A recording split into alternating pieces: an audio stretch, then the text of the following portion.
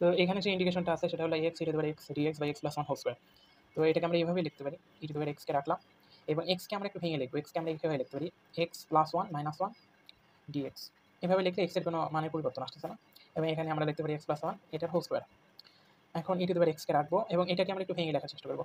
এভাবে এটাকে লেখা যায় যে X plus 1 by X plus 1 এটার হোল স্কয়ার সাথে হচ্ছে মাইনাস 1 বাই এক্স প্লাস 1 এটার হোল স্কয়ার এবং লাস্টে একটা ডিএক্স দিয়ে দেবো।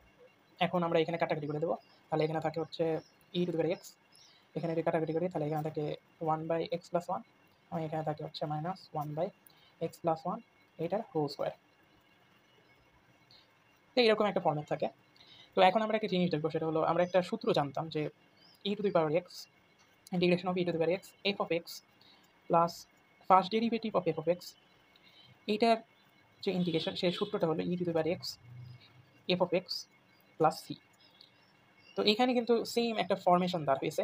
এখানে দেখছি যে আমরা এফ অফ এক্স হিসেবে 1 বাই এক্স প্লাস 1 আছে এবং তার যে ফার্স্ট ডেরিভেটিভ এটা যদি আমরা করি তাহলে কি আসে সেটা আগে দেখি। তো d d x of 1 by X plus 1কে কিন্তু আমরা এইভাবে লিখতে পারি যে এক্স প্লাস 1 ইনভার্স 1, এভাবে লেখা যায় কিন্তু।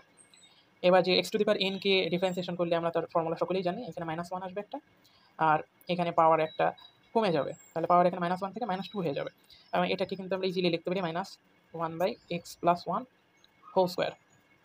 তো আলটিমেটলি আমরা দেখছি যে এখানে 1 বাই এক্স প্লাস 1কে যদি আমরা ডিফারেন্সিয়েশন করি তাহলে minus 1 by X plus 1 whole square হয় এবং সেটাই কিন্তু আমাদের এই ফর্মুলার মূল যে কনস্ট্যান্ট সেটাই।